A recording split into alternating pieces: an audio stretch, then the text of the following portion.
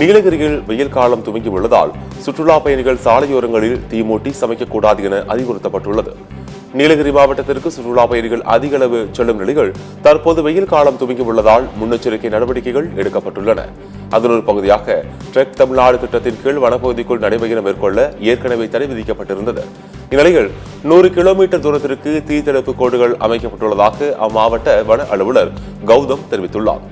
சுற்றுலா பயணிகள் சாலை ஓரங்களில் சமைக்கக்கூடாது என்றும் புகைப்பிடித்து அதனை சாலை ஓரங்களில் வீசக்கூடாது எனவும் அறிவுறுத்தப்பட்டுள்ளது.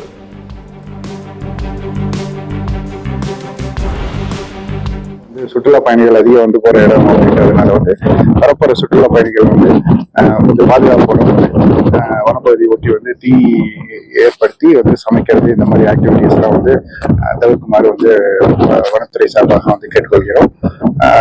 மேலும் நம்ம தொடர்ந்து ட்ரெக் தமிழ்நாடு அப்படின்ற ஒரு திட்டத்தின் கீழே நவம்பர் 1ஆம் தேதி முதல் நம்ம ஹண்டர்வுட் டெப்டிசிங் அதை லான்ச் பண்ணாங்க. ட்ரெக் செயல்படுத்திட்டு வந்தோம். இப்போ தீ காலம் என்பதால் வனத்தீ பரவும் காலம் என்பதால் பிப்ரவரி 15ஆம் தேதியிலிருந்து ஏப்ரல் 15ஆம் தேதி வரைக்கும் தற்காலிகமாக இந்த திட்டம் அரசால் தள்ளுபடி செய்யப்பட்டு வருகிறது.